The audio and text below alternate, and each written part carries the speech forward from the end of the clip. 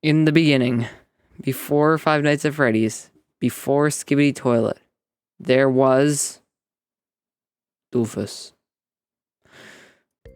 Scott Cawthon is an American game developer, publisher, author, animator, screenwriter, and film producer who created the Five Nights at Freddy's franchise, which we all know and maybe love. But he didn't start out this way. He made many games before FNaF, all starting in 1995 with the aforementioned Doofus. Doofus was was a game. You move around the little little guy with your mouse and collect treasure and avoid enemies. Ooh. It was pretty unremarkable, even for 1994 standards. Doofus was created with a early version of Click Team Fusion, the software that he would use for every game he has ever made, all the way up until his newest release, Freddy in Space 3 Chica in Space. After Doofus, he would create stories from Bird Village, an animated series of which he did quite literally everything for, including every single character's voice.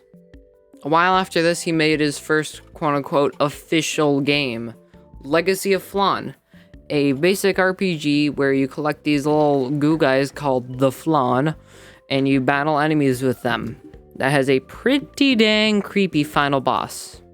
It was pretty basic, but it started a long line of RPGs from him. The next notable thing that Scott would make would be Noah's Ark. It's pretty self-explanatory just from the name, what it is. It's an animated movie based off of Noah's Ark, and it shows that to save his life, Scott Cawthon cannot make an appealing human design. They just look kind of weird throughout the entire thing.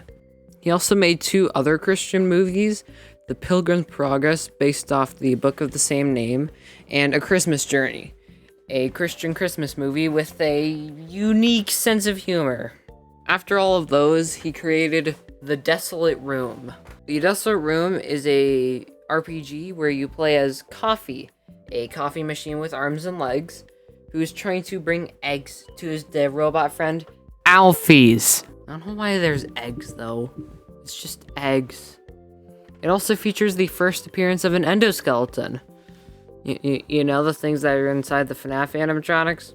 If Room was an RPG, and was considered by Scott to be his first quote-unquote professional game.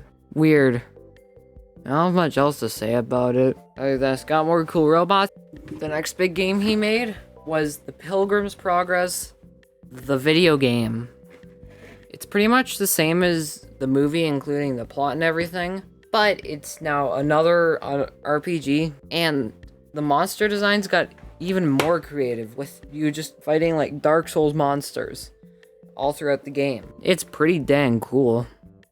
After this, he created the sequel to The Desolate Room, The Desolate Hope. This time you still play as Coffee, but this time you're on an abandoned space station with 5 Daleks. No, not the guys from Doctor Who. These 4 are big old robots designed to replicate human civilization in their own simulations, in their own different ways based off of their personality and interests. And none of them are evil, even though they might look very, very sinister. Every single one of these robots also help you in the really cool boss fights. And during these boss fights, it's more RPG stuff, but there are mini games that you play during the boss fights to help you get power-ups that you even automate at one point. It's just a really dang cool game, and all the robot designs look really cool. After this, Scott Cawthon created a whole bunch of random mobile games, including a whole bunch of slot machines, along with Chipper and Sons Co., which some of you might have heard of before. Maybe, probably not. One of these slot machines has the funniest intro you've ever seen. It's another Chipper and Sons spinoff. The dad says, So King Termite opened a new casino, and you know how beavers like shiny things, right? Well, I may have accidentally gambled away all of our life savings.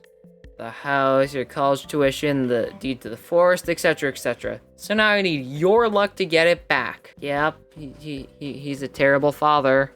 And then, in 2014, he created the game that you've all been waiting for, Fart Hotel. It's like Guess Who, but with farts. I really couldn't tell you why.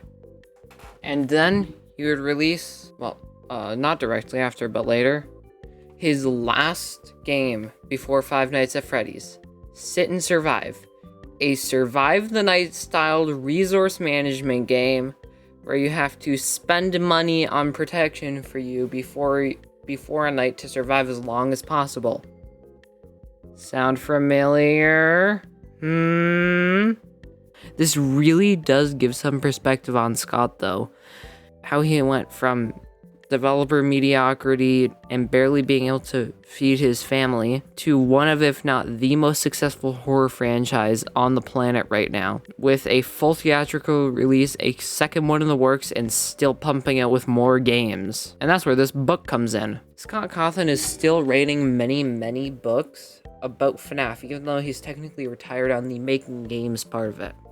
And one of them is The Week Before. The Week Before is a choose your own adventure style book that takes place the week before FNaF 1. And it's really dang good. Some background information on the book.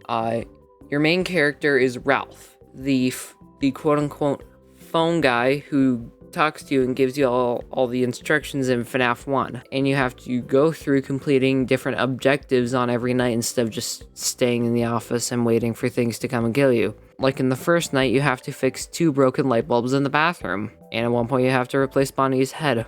And without any spoilers or anything else, it can get really interesting. And there are a lot of routes that you can take that don't end very well for you. Thank you for watching the video. Next video is going to be crazy. Subscribe.